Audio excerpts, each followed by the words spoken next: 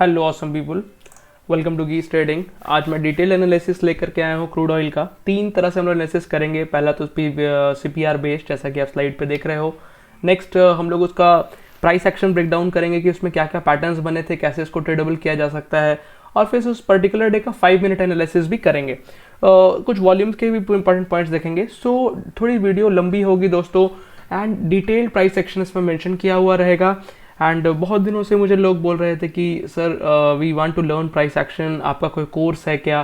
सो course के जैसा ही मैं इस कोशिश करूंगा कि मैं क्रूड ऑयल के फ्यूचर्स का 1 नवंबर से स्टार्ट किया हूं and will try to have a detailed analysis every day, है ना। सो अभी इसका एनालिसिस मैं रोज पोस्ट करने की कोशिश करूंगा। And keep liking, keep subscribing the channel, and इस वीडियो को ज़्यादा से ज़्यादा लोगों तक पहुँचाइए ताकि इस पे जो नॉलेज है वो आप लोग को समझ पाए। ठीक है दोस्तों, तो स्टार्ट करते हैं। ये वीडियो बहुत इंपॉर्टेंट होने वाला है। इस पे जो भी पॉइंट्स लिखने होंगे कहीं ना कहीं आप अपनी नोटबुक निकाल के रख लीजिए। अभी अगर टाइम नहीं है तो इसको सेव कर लीजिए, इस वीडियो को डिटेल से जब समय लगे तब आराम से बैठ के देखिएगा। हम लोग बहुत ही सुंदर प्राइस एक्शन डिस्कस करना स्टार्ट कर रहे हैं। सो दोस्तों, मेरे साथ ये जो चार्ट आप देख रहे हो, दिस इज 1 नवंबर का चार्ट 11:30, है ना। क्रूड ऑयल का नवंबर फ्यूचर्स का चार्ट है ये, ठीक है। So this is the crude oil November future chart, है ना। सो अभी ये जो 3 लाइंस आप यहाँ पे देख रहे हो, ये तीनों लाइंस, ये एक CPR की लाइंस है, ठीक है। जिसमें कि ये जो टॉप और बॉटम ब्लू लाइंस जो आप देख रहे हो, ब्लू ये बॉटम CPR और टॉप CPR, और ये मिड वाला जो है वो सेंटर पिवट है, ठीक है। सो ये हो गया आपका पिवट का, तो इसको मैं इरेज कर देता हूँ, ठीक है। तो ये क्लियर हो गया। अभी देखिए पिवट पे ये जो 2 येलो लाइंस आप देख रहे हो, ये आपका प्रीवियस डे का लो है और ये वाला जो है वो प्रीवियस डे हाई है, ठीक है। तो आई होप यहाँ तक क्लियर हो गया होगा। और इस पे जो ये रेड लाइन, ये ग्रीन लाइंस आप देख रहे हो, ये आपका रेजिस्टेंसेस है। ये वाला जो रेजिस्टेंस है ये आपका कहलाएगा R1, ठीक है। This is R2। मैं गलती से यहाँ पे इसको R1 लिख दिया हूँ, ये R2 रेजिस्टेंस है, ठीक है। सो अभी क्या है ये देखिए, अभी हम लोग मार्केट में जब स्टार्ट हुए हैं, तो मार्केट जब ये 15 मिनट चार्ट है, हम लोग एक बुलिश कैंडल के साथ स्टार्ट हुए हैं, ठीक है ना। प्रीवियस डे का भी इंफॉर्मेशन मैं आपको नहीं बता रहा हूँ। एक बुलिश कैंडल के साथ मार्केट स्टार्ट हुआ है। अभी हम लोग R1 के पास आकर के एक ब्रेकआउट कर रहे हैं, ठीक है। सो इसका फीचर्स देखिए, इस वाले ट्रेंड का, ये जो पर्टिकुलर डे है 1 नवंबर का, इसका फीचर्स पहले देख लेते हैं, उसके बाद फिर इसका डिटेल में समझाऊंगा। तो ये जो डे है ये ट्रेंड डे है। पहला तो ट्रेंड डे क्यों है, क्योंकि आप देख सकते हो कि मार्केट किस तरह से ट्रेंडिंग चला है और इसका जो क्लोजिंग है वो अपना R2 के करीब है, ठीक है। इसको बोलते हैं pivot pressure trade, PP trade, ठीक है। मैं आप जब बार बार इस को डिस्कस करूंगा तो आपको समझ आएगा। पिवट प्रेशर क्यों है, क्योंकि पिवट से इसको एक थ्रस्ट मिला है, थ्रस्ट मिल करके ये ऊपर उठने लगा है, ठीक है। और क्लोजिंग अबव R1 एक बुलिश डे कहलाता है, ठीक है। तो इसका क्लोजिंग जो है आप देख रहे हैं प्रीवियस डे का हाई से और इससे ऊपर हुआ है, तो ये बुलिश डे है। तो इसके बारे जो CPR गुरु है आपको थोड़ा सा डिटेल बताएंगे। अगर देखिए CPR को अगर हम लोग देखते हैं, ये जो 1 और 2 तारीख का CPR है, ये CPR असेंडिंग है। मतलब कुछ हद तक अगर देखेंगे, नेक्स्ट डे का R1 जो है वो प्रीवियस डे के R1 से ऊपर है। नेक्स्ट डे का CPR जो है वो प्रीवियस डे के CPR से ऊपर है। तो शो करता है कि ये सिनेरियो जो है बुलिश है, ठीक है। तो मतलब मार्केट का जो फेयर वैल्यू है वो अपर साइड ज़्यादा अच्छा है। लेकिन नेक्स्ट डे है ना, हम लोग को अगर R1 का डायरेक्ट ब्रेकआउट मिलता और R1 के ऊपर एक अच्छा क्लोजिंग मिलता हम लोग को, तो हम लोग डायरेक्ट अपसाइड के लिए ट्रेड कर सकते थे। लेकिन ऐसा हुआ कि हम लोग को करेक्शन हुआ पहले, फिर हम लोग को अपसाइड का ट्रेड मिला। ट्रेंड जो था वो अपसाइड का था, तभी CPR जो है CPR मैग्नेट ट्रेड बना, उसके बाद CPR बाउंस ट्रेड बना, W पैटर्न बना। तो डे 2 का फीचर्स पहले आपको एक्सप्लेन कर देते हैं, जो CPR मैग्नेट ट्रेड के बारे CPR गुरु बता रहे हैं। तो पहले डे 2 का फीचर्स देखिए। डे 2 का पहला फीचर है buy on dip is expected. क्यों बताइए, बाय ऑन डिप क्यों है इसमें? क्योंकि ट्रेंड में फेयर प्राइस जो है, लोगों को अच्छा प्राइस मिलना चाहिए उस वैल्यू को ऊपर लेके जाने के लिए। जब तक लोगों को रेट नहीं मिलेगा तब तक पार्टिसिपेशन आएगा नहीं, ठीक है। सो नेक्स्ट जो इसका पॉइंट है वो है rejection at R1 CPR magnet trade. CPR magnet trade इसलिए बना क्योंकि अगर आप देखते हैं तो प्रीवियस डे का जो सीपीआर था वो एक वाइड सीपीआर था, लेकिन वाइड सीपीआर में हम लोग को रिवर्सल और पुल बैक काफ़ी ज़्यादा एक्सपेक्टेड होता, लेकिन नहीं हुआ। तभी नेक्स्ट डे जो है वो सीपीआर मैग्नेट वो एक बार फेयर वैल्यू, पिछले बार एंट्री ही नहीं मिला, देखेंगे आप सुबह से स्टार्ट हुआ और सीधा जाते गया। जो लोग पार्टिसिपेट नहीं कर पाया था वो लोग को कुछ कम प्राइस चाहिए था, तभी नेक्स्ट डे सीपीआर पे आया एक फेयर वैल्यू दिखाने के लिए। सो अभी समझ आया कि सीपीआर मैग्नेट ट्रेड क्यों बनता है। सो दे एक सेकंड फीचर का आंसर था। अब थर्ड फीचर पे हम लोग चलते हैं, trend continuation after double bottom bull flag. So इस पे जो प्राइस एक्शन पैटर्न जो है अल्ब्रुक की किताब पढ़िएगा तो उस पर आपको समझ आएगा कि जब भी मार्केट हायर हाइज लगाते हुए ऊपर जाता है और एक अच्छा करेक्शन करता है तो पिछला जो हायर लो था उस पर जो है एक बाउंस लेकर के एक डबल बॉटम बुल फ्लैग बनता है, जैसा कि यहाँ बना है। सो ये थर्ड पॉइंट था इसका। सो अभी हम लोग फोर्थ पॉइंट फिर से सीपीआर गुरु से ही डिस्कस करेंगे। एंड फोर्थ पॉइंट ये है आपका कि closing is above R1 bullish scenario can be expected the next day. बोलिए। हाँ, अगर R1 के ऊपर क्लोजिंग होता है तो हम लोग जानते हैं कि ये जो सिनेरियो है ये बुलिश है, क्योंकि देखिए सीपीआर से लेके R1 तक का जो रेंज है ना वो एक रेंज माना जाता है, और R1 के ऊपर जो होता है वो बोलता है कि क्लोजिंग जो हुआ वो ब्रेकआउट के बाद हुआ। मतलब R1 मतलब ये एक ब्रेकआउट क्लोजिंग है, तो ब्रेकआउट के बाद जनरली हम लोग अपसाइड, थोड़ा सा पुल बैक के बाद अपसाइड ही हम लोग जाना पसंद करते हैं जब भी ब्रेकआउट होता है। तो तो आप बता सकते हैं कि नेक्स्ट दिन फिर आखिर बुलिश क्यों नहीं रहा मार्केट, क्यों आखिर स्टार्ट होते ही जो है मार्केट देखिए डाउनफॉल की तरफ चला गया है? तो इसका आंसर आप किस तरह से दे पाइएगा? देखिए नेक्स्ट डे जो है वो हम लोग को बुलिश ही मिला। अगर देखा जाए तो हम लोग को डाउन साइड का ट्रेड बनता ही नहीं था। जब भी हम लोग को फिर देखिए दोबारा जो डिमांड जोन के पास आया, मतलब सीपीआर के पास दोबारा प्रीवियस डे के सीपीआर के पास आया जहाँ से कल मार्केट उठा था, फिर दोबारा वहाँ पे आया तो हम लोग को फिर से फिर बाइंग मिला। अगर आप देखेंगे जो नीचे का फॉल है वो स्लो है, और जो भी हम लोग अप साइड का ट्रेड मिला बहुत अच्छा नीचे में हम लोग बाय किए, और सीपीआर तक का फिर हम लोग को टारगेट करीब 4-5 कैंडल में मिल गया। ठीक है, सो इस पे फिफ्थ पॉइंट डिस्कस कर लेते हैं। When closing below day high rejection got confirmed. ठीक है, when closing is below day high rejection got confirmed. ये हाँ भाई, ये देखिए ये वाला जो पॉइंट आप देख रहे हो है ना। सो इस पे थोड़ा सा एक्सप्लेनेशन करिए कि किस तरह से क्लोजिंग जब हुआ आज डे हाई के नीचे तो सीपीआर मैग्नेट ट्रेड के लिए लोगों ने मैग्नेट तक इसको पहुंचाया किस तरह से। देखिए प्रीवियस डे का जो हाई लगा था वो एक रेजिस्टेंस के जैसा था, तभी मार्केट जो है वहाँ से घूम के कुछ नीचे, मतलब वहाँ पे प्रॉफिट बुकिंग आया था।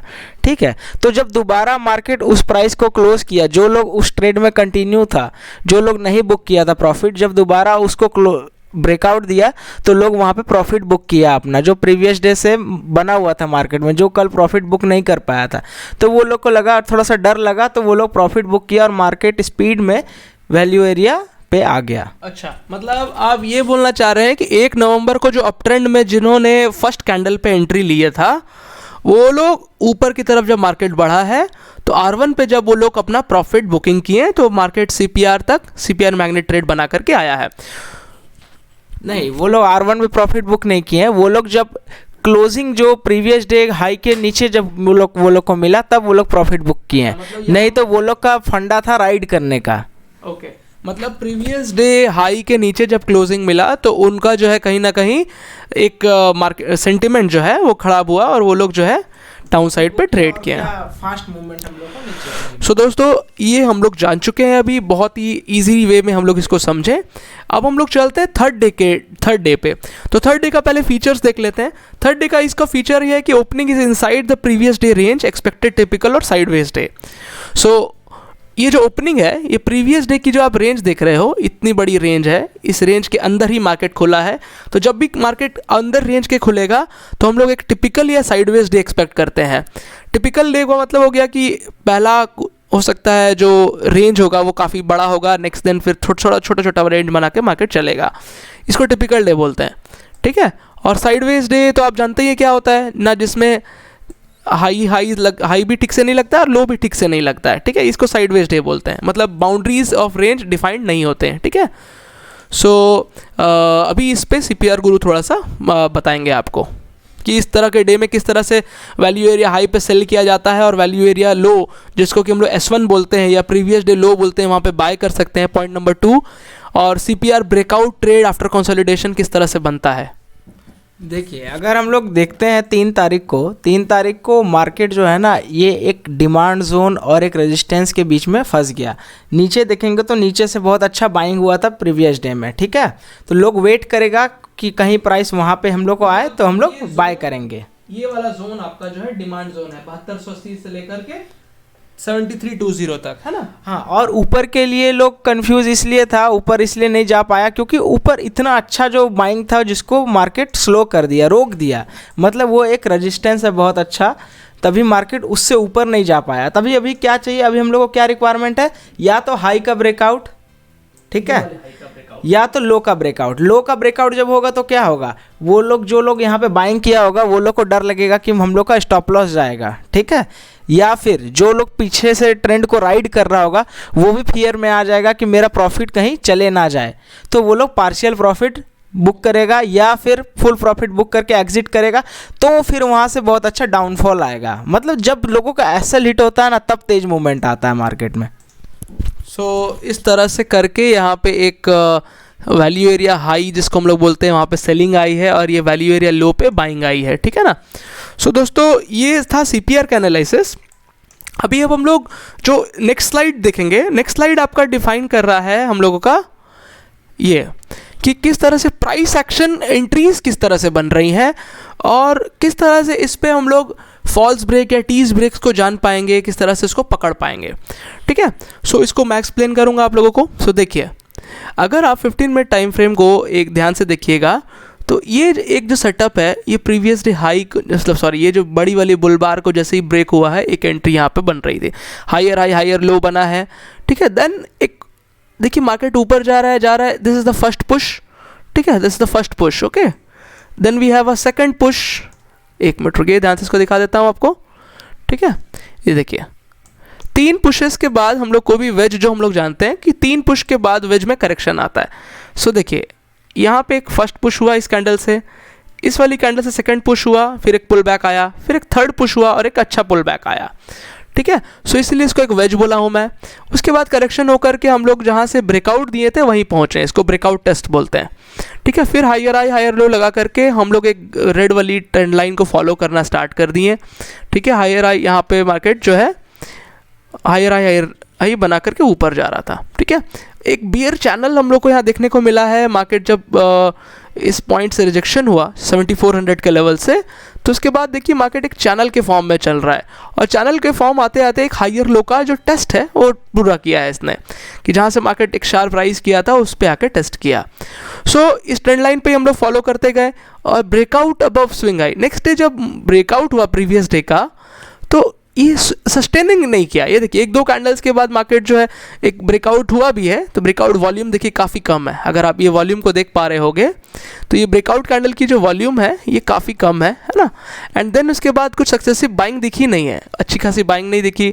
सो उसके बाद मार्केट ने फर्स्ट पुश, सेकंड पुश और थर्ड पुश के बाद एक वेज बना करके मार्केट डाउनफॉल में आने लगा, मतलब वैल्यू एरिया हाई से रिजेक्टेड हो गया, ठीक है। उसने एक ट्रेंड लाइन को भी ब्रेक किया और वैल्यू एरिया लो तक वापस से आ गई, ठीक है। इसको हम लोग डबल बॉटम बुल फ्लैग बोलते हैं, जैसा कि हम लोग डिस्कस किए थे। और कभी भी जब हम लोग EMA से काफ़ी दूर हो जाते हैं, ठीक है, और एक अच्छा सा कंसोलिडेशन यहाँ नहीं बनाते हैं और फिर ब्रेक देते हैं तो उसको हम लोग फॉल्स ब्रेक बोलते हैं। 1-2 वीडियोस भी मैं इस पे बनाया हूँ, आप पीछे जा करके यूट्यूब पे देख सकते हो। सो एक फॉल्स ब्रेक बना करके मार्केट डाउन साइड पे आया। देन इसने कोशिश किया EMA के साथ एक स्क्वीजिंग पैटर्न बनाने का। ये देखिए EMA नीचे आ रहा था, मार्केट भी नीचे आने का कोशिश कर रहा था, ठीक है। लेकिन क्या हुआ यहाँ पर, ये ब्रेक जब हुआ भी है तो यहाँ पर ये ब्रेक प्रॉपर नहीं हुआ, यहाँ एक माइक्रो डबल बॉटम बन गया। माइक्रो डबल बॉटम कैसे बना, एक बार कैंडल नीचे आई, देन ऊपर गई, देन नीचे आई, फिर ऊपर गई। सो माइक्रो डबल बॉटम बना है एक W पैटर्न के इनसाइड पे, ठीक है। सो दिखा देता हूँ आपको किस तरह से यहाँ पे एक W पैटर्न, बड़ा W पैटर्न के अंदर एक छोटा W पैटर्न बना। ये एक बड़ा W बन रहा था, उसके अंदर में एक छोटा W यहाँ पे बना है। सो जब भी इस तरह का पैटर्न मिले एक अच्छा बुलिश सिनेरियो एक्सपेक्टेड रहता है। सो यहाँ पे भी बुलिश सिनेरियो वैसे ही दिखा है। उसके बाद हम लोग वैल्यू एरिया हाई तक गए, बड़े बड़े बुल बार्स लगा के। वॉल्यूम में अगर आप देखिएगा तो वॉल्यूम में भी काफ़ी अच्छा वॉल्यूम्स दिख रहा है हम लोगों को यहाँ पे, ठीक है। एंड देन उसके बाद हम लोग ये वाला जो जोन था, ठीक है, जहाँ ब्रेकआउट जोन जिसको हम लोग बोल रहे थे, ठीक है, this is called higher high major trend reversal. क्यों?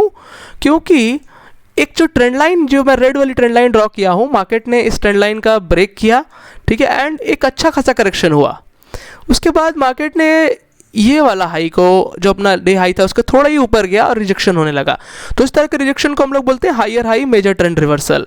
तो इस पॉइंट से higher high major trend reversal हो गया, ठीक है। एंड देन हम लोग वैल्यू एरिया के अंदर जा लोअर हाइज लगा करके मार्केट नीचे तक आया। उसके बाद एक शार्प डाउन आया है, एक फॉल्स ब्रेक हम लोग दिए हैं यहाँ पर, ठीक है। एंड देन उसके बाद हम लोग एक टीज ब्रेक का तैयारी कर रहे थे। ये देखिए थोड़ा सा बिल्डअप हुआ और ब्रेक हुआ, टीज ब्रेक हुआ, लेकिन वो भी फेल हो गया। सो कहीं ना कहीं ये फेलियर्स बार बार यही दिखा रहे थे कि कहीं ना कहीं ये पैटर्न फेल हो सकता है। काफ़ी उससे बुल की स्ट्रेंथ भी दिख रही थी। उसके बाद यहाँ पे एक अच्छा ब्रेकआउट हम लोग दिए डाउन साइड पे, लेकिन ये ब्रेकआउट फेल्ड हो गया। अगर आपको मैं नेक्स्ट दिन दिखाऊंगा तो आप देखोगे कि किस तरह से नेक्स्ट दिन मार्केट अपसाइड पे फिर से रैली किया है। सो इसीलिए मैंने यहाँ पे लिखा है कि this is a failed breakout, failed pattern breakout pull back setup. Failed इसका मतलब ये होता है कि EMA के साथ हम लोग स्क्वीजिंग करके डाउन साइड पे तोड़े, लेकिन फिर से अप की साइड पे बढ़ने लग गए। यहाँ मार्केट डाउन साइड सस्टेन नहीं किया और नेक्स्ट दिन जो है फिर से गैप अप होकर ये ओपनिंग करके मार्केट हायर हाई ही लगा करके अप गया है, ठीक है। So this is called pattern breakout pull back setup जो कि फेल्ड हो गया, ठीक है। सो अब और डिटेल हम लोग चलेंगे 5 मिनट पे, ठीक है। सो दोस्तों वीडियो थोड़ा सा मे भी लंबा हो जाएगा, लेकिन जो डिटेलिंग है वो आप लोगों को पूरी दी जाएगी, ठीक है ना। सो नेक्स्ट दिन पे आइए। अब ये 1 नवंबर का ही डिटेल है जो हम लोग 15 मिनट में देख रहे थे, अभी हम लोग इसको 5 मिनट पे देख रहे हैं। सो देखिए मार्केट कितना सुंदर एक बेयर चैनल बना करके डाउन साइड पे आया, तो हाईज पे हम लोग सेल किए, लोज पे बाय किए, लोअर हाईज लगा के मार्केट आया। उसके बाद लोअर हाई के ऊपर एक क्लोजिंग किए हम लोग, ठीक है, लोअर हाई के ऊपर हाई हायर लो बना के फिर से अब अप ट्रेंड कंटिन्यू किए। सो वैल्यू एरिया लो पे हम लोग बाइंग करते हैं, जैसा कि हम लोग हर समय जानते हैं। हम लोग बाइंग किया वैल्यू एरिया लो पे, ये ग्रीन पैटर्न्स का मतलब क्या एंट्री एरियाज है, छोटा सा सेल हायर लो के नीचे लगता है, ठीक है। देन ये जो जोन था यहाँ से ह्यूज सेलिंग आई थी, ये देखिए ये जो जोन है यहाँ से मार्केट में ह्यूज सेलिंग आई थी, मतलब ये एक सप्लाई जोन था, ठीक है। तो ये सप्लाई जोन के अंदर एक टीज ब्रेक हुआ है, EMA के साथ प्रॉपर स्क्वीजिंग नहीं हुई, थोड़ा सा बिल्टअप होकर के ब्रेक हुआ। एंड देन एक अच्छा ब्रेकआउट हुआ प्रॉपर स्क्वीजिंग के साथ, EMA के साथ मार्केट ने बहुत सारा स्क्वीजिंग किया और ब्रेकआउट दिया, लेकिन ये रिजेक्शन हो गया, ठीक है। दैट मीन्स कि मार्केट अभी तैयार नहीं है फुली ऊपर जाने के लिए, इसको और पार्टिसिपेंट्स की ज़रूरत है, ठीक है। जनरली क्रूड ऑयल में जो स्टार्टिंग का डे होता है उस पर वॉल्यूम्स कम होते हैं, तो ब्रेकआउट उतना प्रॉपर नहीं होता। तो ये वैल्यू एरिया लो तक वापस से आ गया, देन धीरे धीरे बिल्टअप करके ये ऊपर जा रहा था अब, ठीक है। तो ये एक जोन था जहाँ से मार्केट ने बहुत अच्छा अप लिया। सो ये जोन का प्रोटेक्शन करना लोगों के लिए बहुत ज़रूरी था, लेकिन ये जोन मार्केट जब ऊपर गया तो टेस्ट नहीं हुआ, तो इसीलिए टेस्ट करने के लिए ये वाला जोन, ये कैंडल्स यहाँ इसका लो को टेस्ट किया है, ठीक है। लेकिन इसका मतलब ये नहीं कि ट्रेंड अभी चेंज हो गया है ना। ट्रेंड इसके बाद भी अपसाइड पे ही कंटिन्यू किया नेक्स्ट डे, है ना। अब भाई आप देखिएगा कि ये जो ब्रेकआउट है, मैं लिखा हूँ कि breakout is with a very good volume candle, ठीक है ना। सो जब भी ब्रेकआउट एक अच्छी वॉल्यूम कैंडल से होता है तो हम लोगों को लगता है कि ब्रेकआउट सक्सेसफुल है, ये वाला, ठीक है। देन मार्केट अपसाइड पे जा रहा था एंड ये देखिए अपसाइड जाते जाते यहाँ पे इसने एक कंसोलिडेशन रेंज बना ली एंड एक बिग अप के बाद बिग डाउन का मतलब होता है कि अब हम लोग रेंज पे आएंगे। सो हम लोग रेंज एक्सपेक्टेड कर लिए थे। रेंज ड्रॉ करने के लिए हम लोग 2 पॉइंट्स का सिलेक्शन करते हैं, 1 और 2, मतलब जहाँ पे मार्केट ने टच किया होगा। तो 1 पॉइंट ऑफ कॉन्टैक्ट ये था, सेकंड पॉइंट ऑफ कॉन्टैक्ट ये था।